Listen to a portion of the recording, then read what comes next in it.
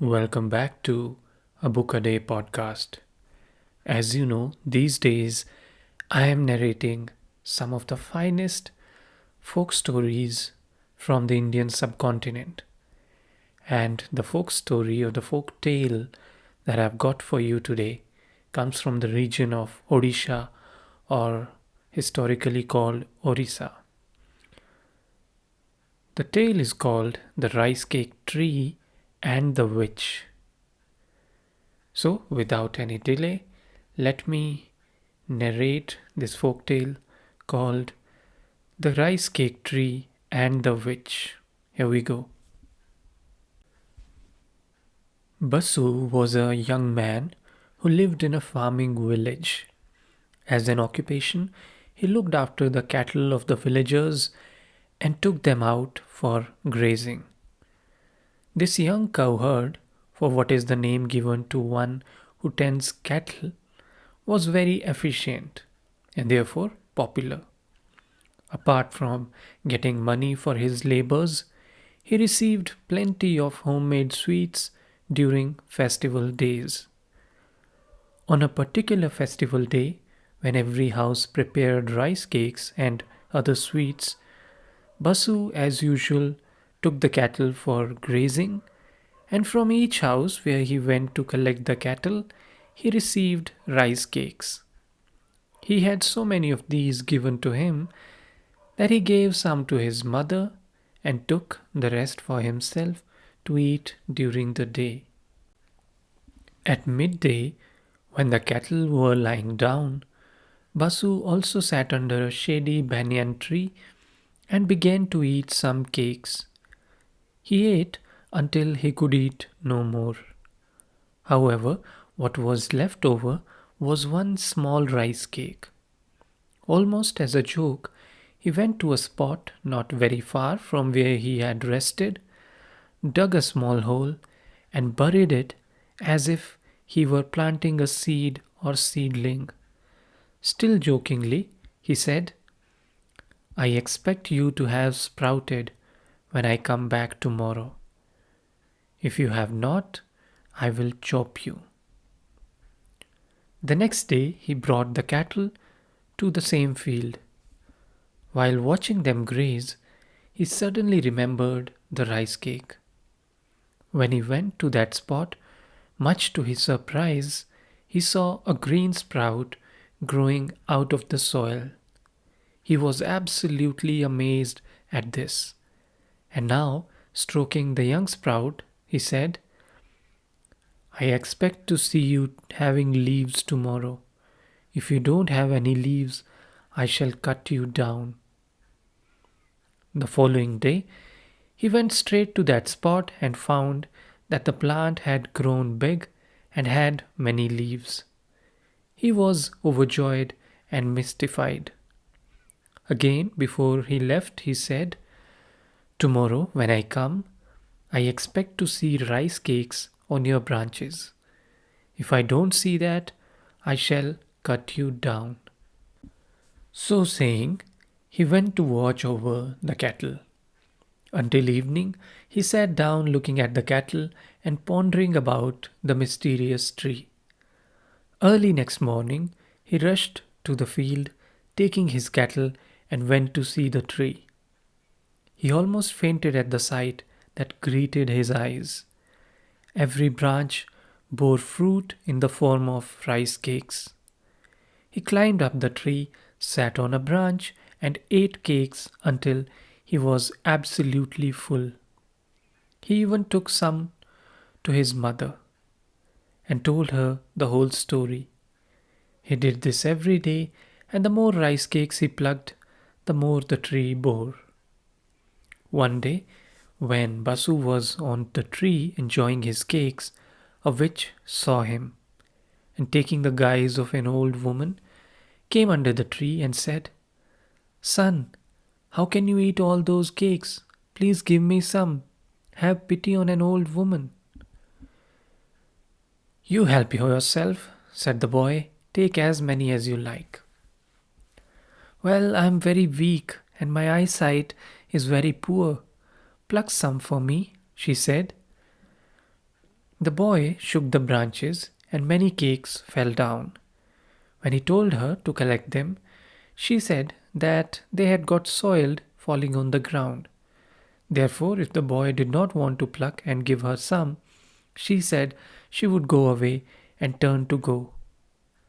At this moment, the boy called her back, picked some cakes, and stretched out his hand to give them to her. As he did so, the witch grabbed his hand and pulled him down to the ground, quickly bundled him into the large sack she was carrying, and took him away. On her way home, her burden was getting heavier by the minute.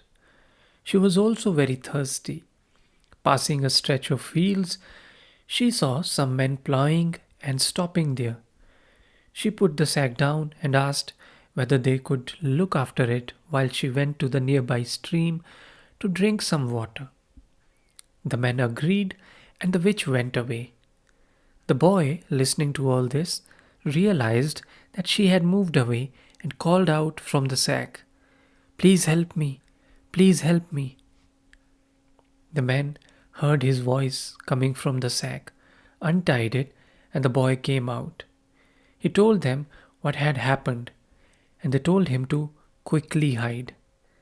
They now filled the sack with some stones, tied it, and carried on plowing. The witch returned, and without any suspicion, carried the sack on her head and reached home. On her return, she said to her daughter, "There is plenty of meat for us in the sack. Cook it, and we shall have a good feast." She then went to the river to bathe. The daughter opened the sack, seeing the pile of stones, thought someone must have played a trick on her mother. When she returned after her bath, her daughter showed her the stones, which made her furious, and she swore that the boy would not escape again once she had found him. A few days later, she went back to the rice cake tree in the guise of a beggar woman. The boy was there in the tree, and as he saw her, shouted, "You have come again, you evil woman! I was lucky last time. Go away." The witch pretended not to have ever seen the boy and said that he must be mistaken, as she had never come this way before. The boy, thinking that perhaps he was mistaken, moved to a lower branch and, picking some cakes, reached to give them to the woman. She quickly grabbed his hand and pulled. This time the branch with the boy on it snapped and fell down. She tied the boy up, put him in her sack, and went home. She said the same thing as before to her daughter and went away to bring some firewood. The daughter opened the bag, and to her great surprise, she saw a handsome boy with a beautiful shock of hair. She was bald and therefore coveted his beautiful hair. She asked him, "How did you get such beautiful hair?" Immediately, the boy thought of a plan and said, "It is a secret. Why should I tell you that if you are going to kill me anyway?" She badly wanted to have nice hair, so she made a bargain with him. She was prepared to set him free if he told her the secret. He agreed and told her that she should apply goat's milk daily on her head before she went to bed, and that if she did that for a few weeks, she should have beautiful hair. Hearing all this, she set the boy free. The mother, on returning with firewood, finding out that the boy had gone, asked her daughter what had happened. She lied, saying that she had locked him in a room while she was grinding spices for the curry, and meanwhile the boy had escaped. The mother, unable to control her anger, gave her daughter a severe beating. The witch was now more determined than ever to kill the boy.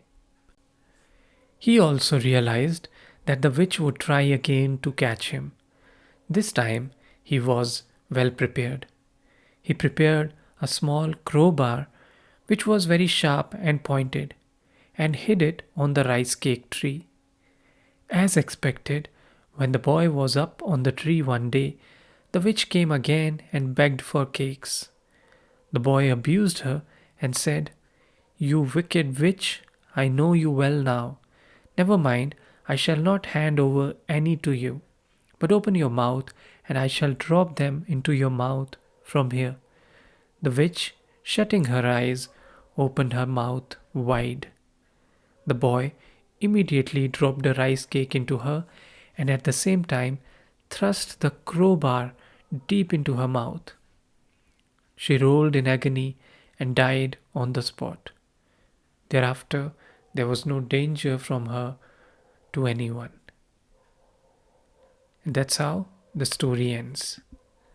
As I said, this was a folk tale from Orissa or Odisha, and I really hope you enjoyed it.